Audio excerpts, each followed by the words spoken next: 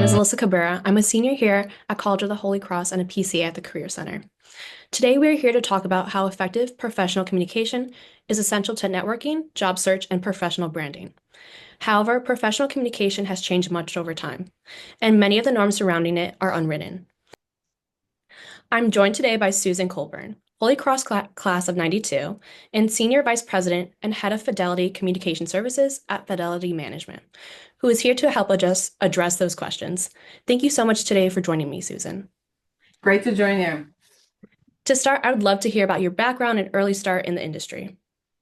So my background was I was a history major at Holy Cross. I also was a Spanish minor, studied abroad in Spain, and really enjoyed it.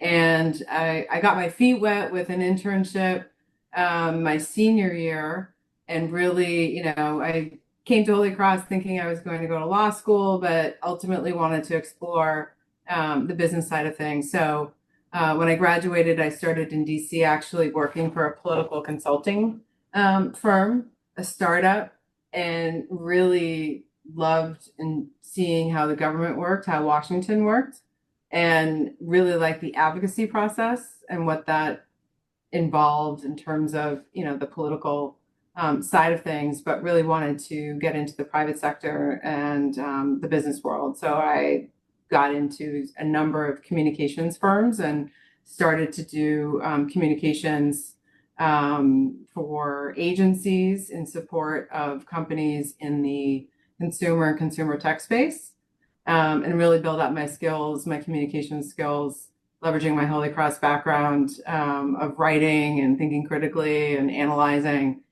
in support of those companies. So then in 2004, an opportunity came around to enter the financial services industry and join Fidelity, and I leapt at it, and I've been here ever since. So 21 years, doing a number of roles and growing throughout the company, really working in much of the different businesses within the company with the communications discipline and the adjacencies involved in that. And so I've had a great run. I've enjoyed it. Wow, and And then congratulations. thank you. Years. Yeah.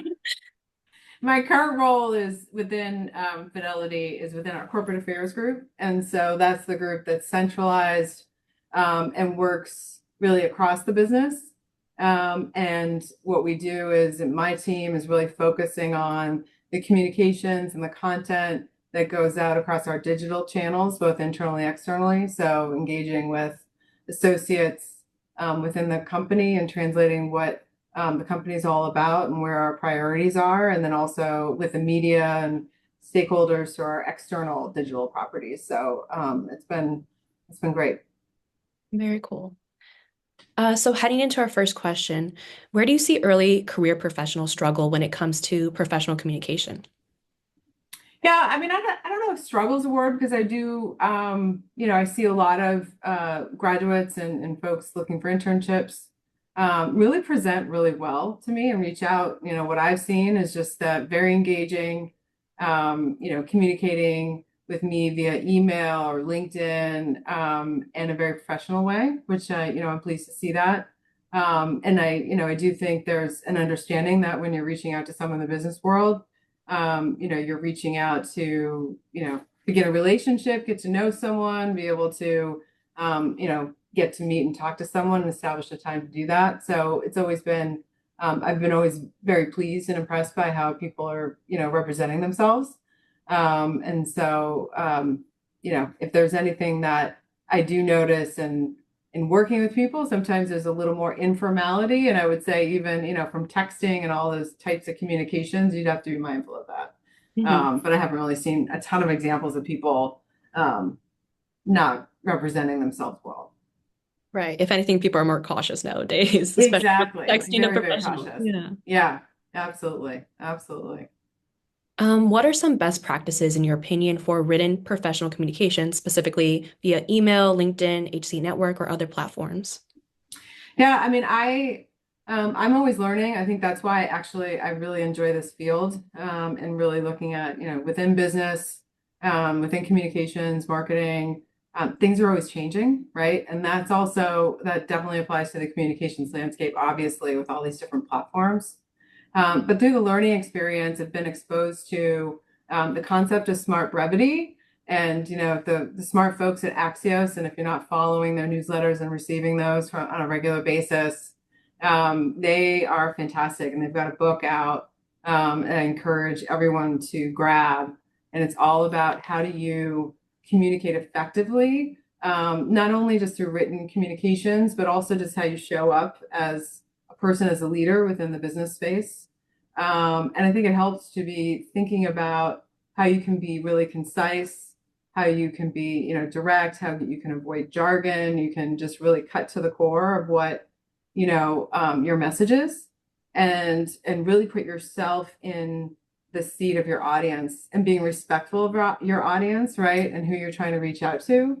And I think that's really where Axios gets it right. And this whole concept of, showing up in a really compelling way is something that I would encourage everyone to check out, because really representing yourself. I love the fact you mentioned a brand.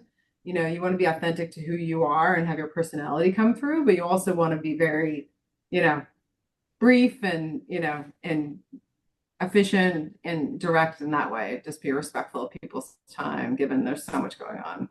Definitely, for sure.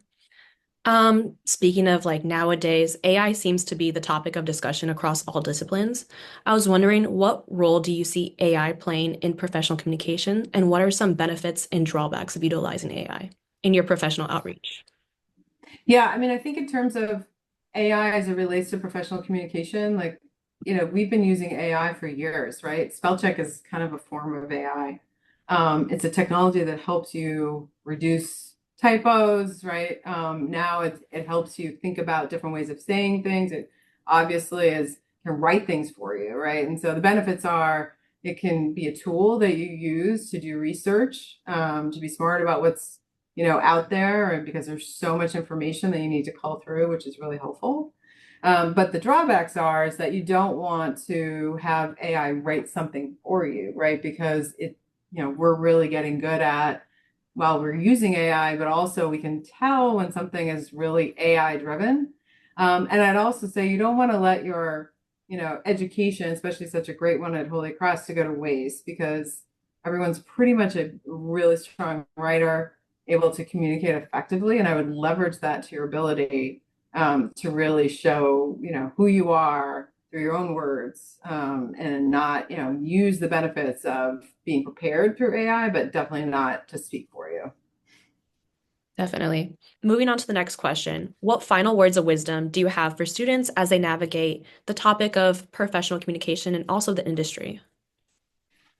Yeah, I think for, words of wisdom is just be yourself, right? And think about your audience whenever you're embarking on a communication, anything that you want to engage with someone within the industry you're reaching out to, whether it's a prospective employer or an alum or a colleague.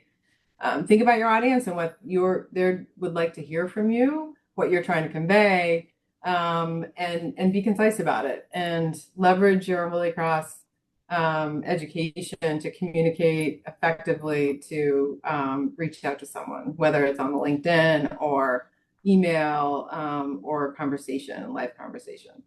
Mhm. And then, Susan, I know you spoke on this earlier, but how has the liberal arts education sort of helped you throughout your career? I would say, in terms of my education that I got at Holy Cross, was a great foundation. I was able to build on that, the intellectual discipline, the work ethic, the sense of curiosity, as well as the ability to think critically.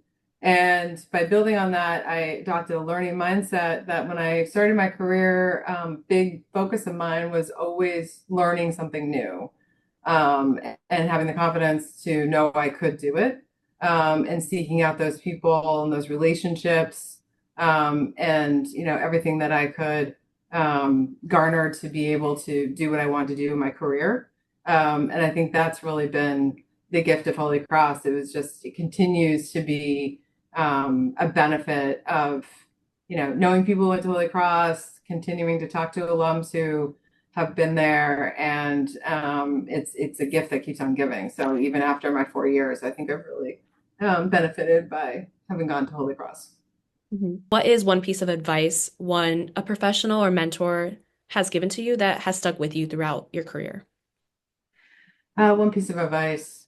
Oh, there's so many pieces. I think that's the other, I would definitely leverage mentors, people who in all phases of their careers, I mean, just get to know a lot of people and learn from them. Um, I think the biggest one, there are two, I think probably two. First is believe in yourself, right? Because if you don't believe in yourself, no one else obviously will. And it's always like, why not me? And always have that attitude of, you can do this. And I think it's almost that the internal dialogue that you may put limits on yourself and what you're capable of, just try to knock those out. And then the second one would be get comfortable being uncomfortable. And, that speaks back to the learning mindset of, when you don't know something, that's an opportunity to learn more about it. If you have been doing something for a while, is there an opportunity to do something differently? And I think that's where the growth happens. And so for me, those moments where in my career where I was a little uncomfortable, I wasn't sure what I was doing, that's where you really learn the most. So take advantage of that. And that's like an extension of your education. Very well put, I will say. Okay, good. I think that's all the questions that we have for today. But Susan, thank you so much for your time. For additional resources, please come to the Career Center in Hogan 203 to talk to an advisor. And thank you so much for watching. Thanks for having me.